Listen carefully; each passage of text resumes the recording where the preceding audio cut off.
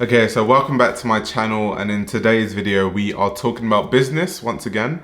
But before I continue, you can follow me on Instagram and Twitter at Fashion Roadman for all your fashion news. So recently it seems like every single major corporation wants a piece of the fashion pie. And earlier this year, it was Amazon that had a very heavily publicized kind of reach into this big pie of fashion. So as we know, the pandemic has had a huge financial impact on many different businesses, not just in fashion, but in a general sense. So of course, a lot of people have brought about initiatives to kind of save businesses and ultimately save the economy.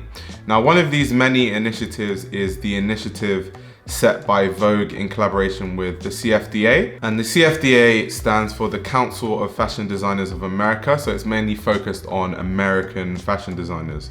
Now, Vogue and the CFDA collaborated to make something they call a common thread.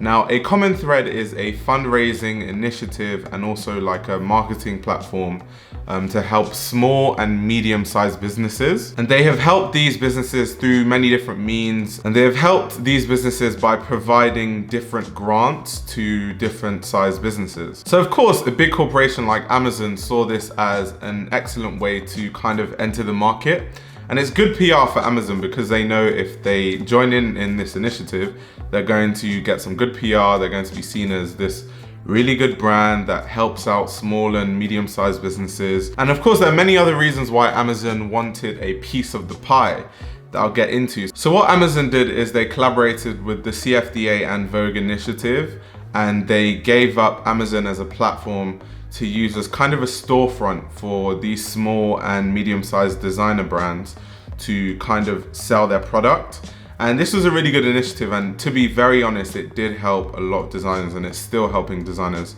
And also Amazon donated $500,000 to the Common Thread initiative. Now, of course, Amazon being a digital storefront is really important for fashion brands, mainly because there is a reduced foot traffic due to the effects of the pandemic, as well as stores not being open. So that means that if stores aren't open, then buyers aren't really looking for things to put in their store, which means buyers aren't really spending money in terms of showrooms and all these different things. So really the future right now is digital and online.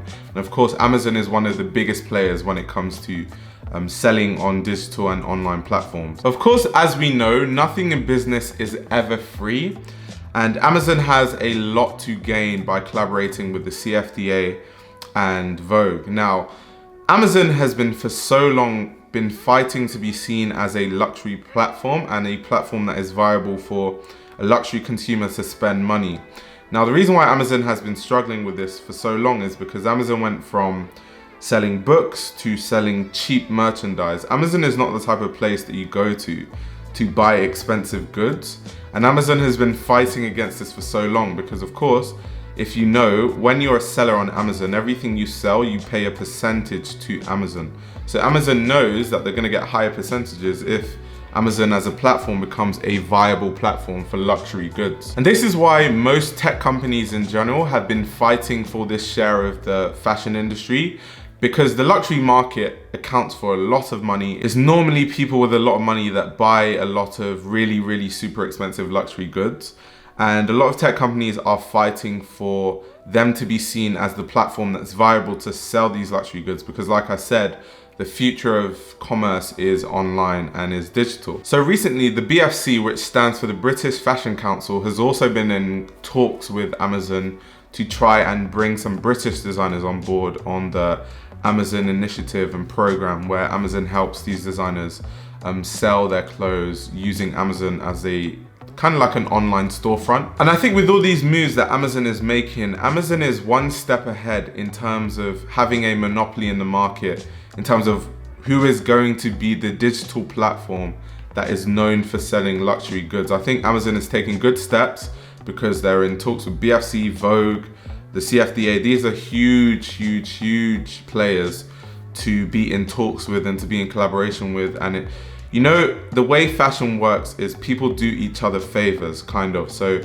now that Amazon is doing this, at some point, and which is why I said nothing in business is free, at some point, Amazon is going to want some loyalty and some trust from the BFC and the CFDA when a lot of things do go more digital, and they're like, well, we helped out when no one else was helping out, so now we should get first dibs in terms of deciding whether it's our platform that decides to sell these designers. That's just how business works, and that's kind of common knowledge. However, this decision by Amazon was met with a lot of controversy, and that is because something that Amazon is very well known for doing is commoditizing products on their platform.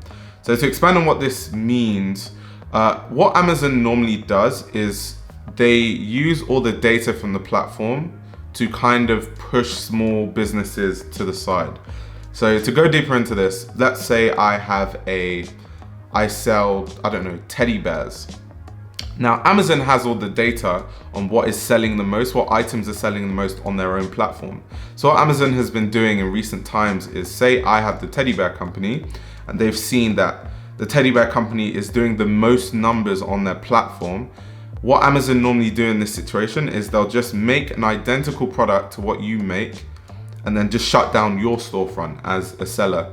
So it's clear that they don't really care about small or medium-sized businesses, because their whole platform recently has just been to take ideas on what's selling well from smaller businesses and then just destroying their traction and their visibility on the platform, and then replacing it with Amazon's own made product, and then pushing their own visibility on the product, which is some shady business tactics. And a lot of people, especially fashion designers, are skeptical in an industry where people copy so much and plagiarism is rife. Will Amazon use this as an opportunity to take advantage of it and kind of copy these designers when it becomes known as a luxury platform, and then just sell it as kind of like Amazon collection or Amazon designs? So now that brings us into today's news, which is some huge fashion business news, and it is concerning Alibaba.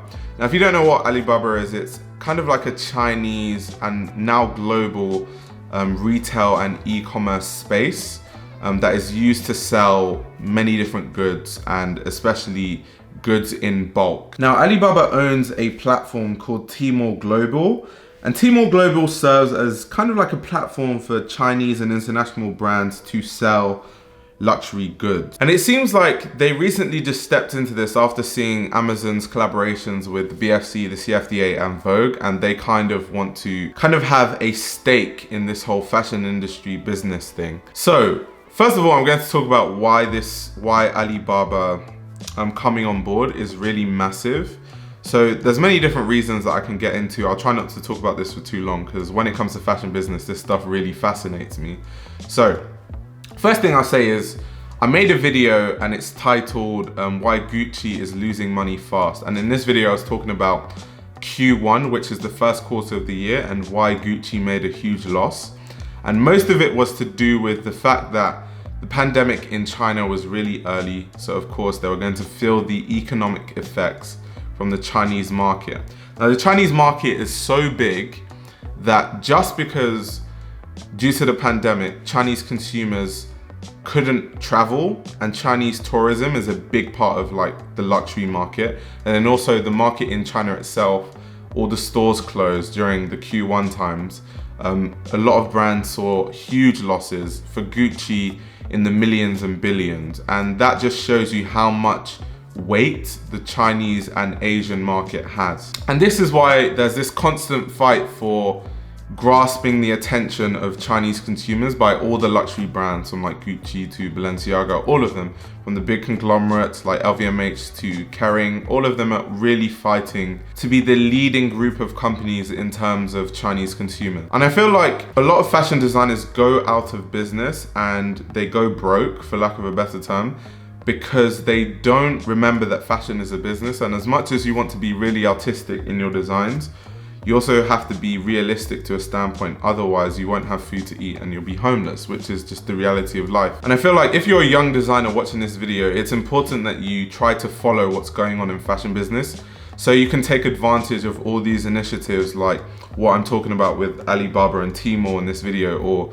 the Amazon initiative and other things like that. So according to Vogue, Tmore Global is hosting its first pitch for US brands to apply on the 11th of November. And this is very, very significant because the 11th of November is Singles Day in China. And Singles Day is now known as the biggest shopping day in the world. And it's essentially a day that was made for people who are not married or in a relationship to just treat themselves to a gift. And of course, yes, it's based on just companies wanting to make loads of money. That's why they have a big vested interest in Singles Day. But it's really become kind of like a big cultural thing now. And like I said earlier, it's the biggest shopping day in the entire world. And just on the Alibaba platform alone, their gross merchandise on the last Singles Day was $38.4 billion, which is amazing. And that's why American designers have a crazy opportunity in terms of this initiative with Tmore Global. So Tmore Global has been in talks with the CFDA to bring more small and medium-sized fashion businesses on board to their whole Tmore thing, where they want to bring more American and maybe further on down the line European brands to the Chinese consumer base. And I mean, Tmore, they have a huge infrastructure. They have offices in like New York and LA where they do consultancy for a lot of fashion brands on how to market to Chinese consumers. They use their own data, showing these people what sells in China, what doesn't sell. And I think these are really good resources that fashion designers especially can use and take advantage of in terms of really becoming viable businesses. And according to an article I was reading in Vogue Business, Alibaba does not directly compete with Amazon because Amazon's biggest market is in America, whereas Alibaba's biggest market is in China. So Amazon is a global company with its main infrastructure in America, and then Alibaba just controls the Asian market with its main infrastructure being in China.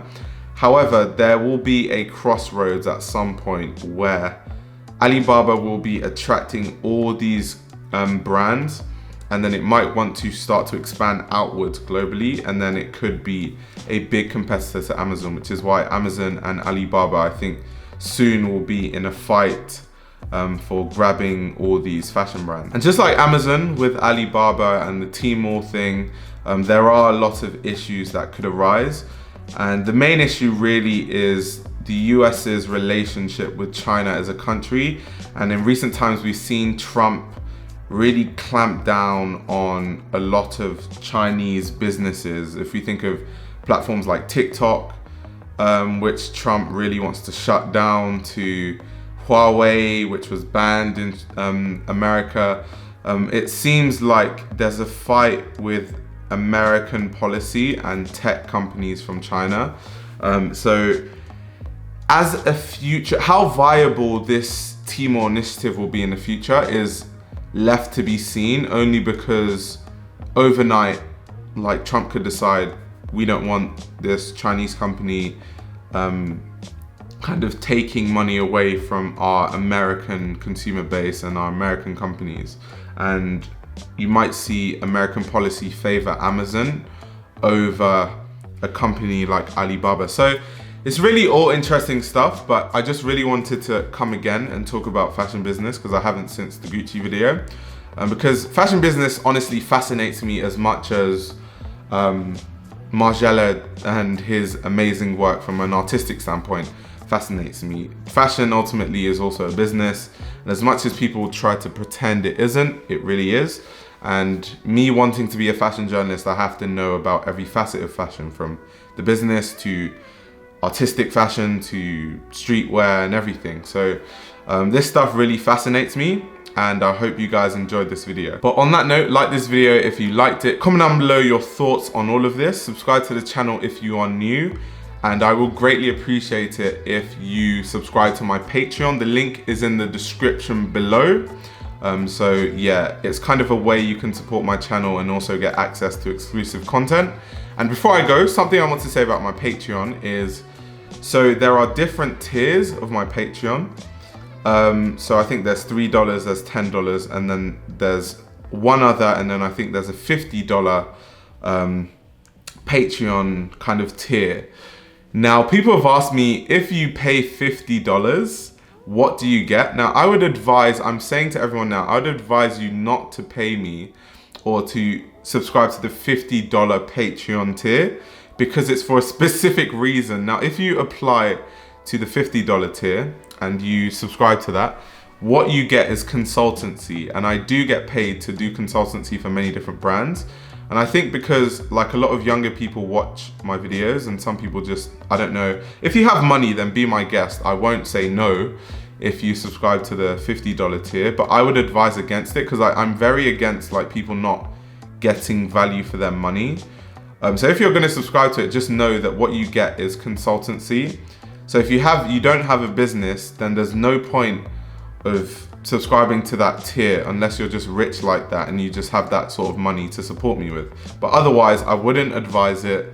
I'd say stick to subscribing to the lower tiers. But yeah, I just wanted to address that quickly because a lot of people ask me why I have like a $50 tier. So yeah, but on that note, thank you very much for watching this video. I greatly appreciate everyone that watches these videos, and I'll be back with another video really soon.